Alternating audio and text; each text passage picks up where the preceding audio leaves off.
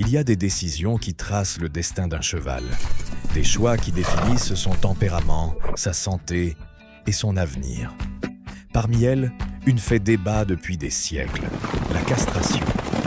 Pourquoi castre-t-on un cheval? Est-ce que cela améliore vraiment son comportement? Et qu'est-ce qu'on y perd? Aujourd'hui, nous allons démonter les mythes, écouter la science et la voix du terrain, et comprendre ce qui se cache derrière ce choix qui transforme un étalon en cheval de travail. Car, au fond, il ne s'agit pas seulement de ce qu'on lui enlève, mais de tout ce qu'il peut y gagner. Castrer, ce n'est rien d'autre que lui retirer sa capacité reproductive, mais l'impact va bien au-delà du physique. Après l'opération, l'animal cesse d'être un étalon, un entier, et devient ce qu'à la campagne on appelle un hongre, ou simplement un cheval. C'est une intervention qui modifie son comportement, son énergie, et dans bien des cas, sa relation avec les humains. Cela ne le transforme pas en un autre animal, mais en une version plus équilibrée de lui-même. Un cheval entier, c'est de la puissance à l'état pur. Il a de la présence, de la force et une énergie qui impose le respect. Mais il est aussi territorial, impulsif et difficile à contrôler. Son instinct le guide. Il cherche les juments, défie les autres mâles et peut réagir de manière imprévisible. Ce n'est pas de la méchanceté, c'est la nature tout simplement. C'est pourquoi manier un étalon exige de l'expérience, de la fermeté et du respect. Parce que sa force ne réside pas seulement dans les muscles, mais aussi dans la tête. Un cheval castré, en revanche, change d'énergie. Il devient plus tranquille, plus concentré, plus réceptif. Il ne dépense plus sa force à rivaliser, mais à apprendre. Un dresseur dirait « le hongre écoute, l'entier discute ». Il ne perd pas de puissance physique, mais il gagne en calme mental. Et ce calme est la clé pour travailler, apprendre et cohabiter. C'est pourquoi, à la campagne, dans la charreria, en dressage ou en sport, les hongres sont les favoris, obéissants, dociles et constants. La science le confirme. Les chevaux castrés vivent plus longtemps et en meilleure santé. Diverses études montrent qu'ils peuvent vivre jusqu'à 15% de plus que les étalons. Pourquoi? Parce qu'ils réduisent le risque de blessures dues aux bagarres, évitent les maladies de l'appareil reproducteur et diminuent leur niveau de stress. Et non, ils ne perdent pas de force. Ils cessent simplement de dépenser de l'énergie dans ce qui n'est pas nécessaire. Rivaliser, saillir ou marquer le territoire.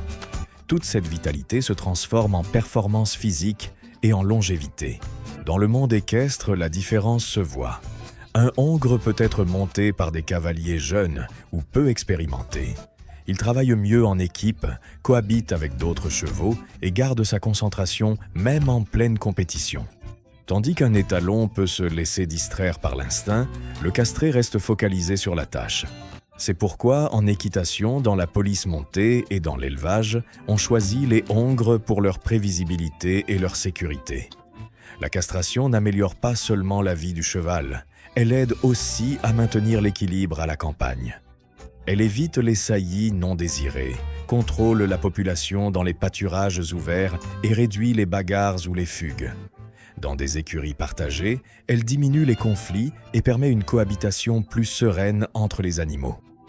D'ailleurs, dans certains pays, la loi impose de castrer tout mâle qui n'est pas enregistré comme reproducteur officiel. Une manière de garantir le bien-être et une gestion responsable. Bien sûr, tout n'est pas avantage. La castration est une chirurgie et, comme toute intervention, elle comporte des risques, infections, hémorragie ou perte de conditions physiques si les soins ne sont pas adéquats. De plus, elle est irréversible. C'est pourquoi elle doit être réalisée sous anesthésie, avec un suivi vétérinaire et en respectant des protocoles d'hygiène stricts. Entre des mains expertes, le processus est rapide et sûr. Mais entre de mauvaises mains, il peut être fatal. C'est pourquoi elle ne doit jamais être pratiquée par un empirique ou un charlatan. Une erreur peut coûter la vie à l'animal. Bien que ce soit peu courant, il existe des juments ovariectomisés, c'est-à-dire castrés. Mais on le fait seulement dans des cas très spécifiques, tumeurs, coliques chroniques ou agressivité extrême. À la différence des mâles, les femelles ont rarement besoin de cette chirurgie. La plupart des juments au tempérament marqué peuvent être gérées avec de l'entraînement et un bon maniement, sans recourir au bistouri. Castrer un cheval ne lui enlève ni son esprit, ni sa noblesse. Il ne cesse pas d'être fort, ni ne perd son éclat. Il se libère simplement de l'instinct qui le maintenait en alerte permanente. Et cela le rend plus serein, plus stable, plus confiant. En termes simples, il ne perd pas son essence, il gagne en tranquillité.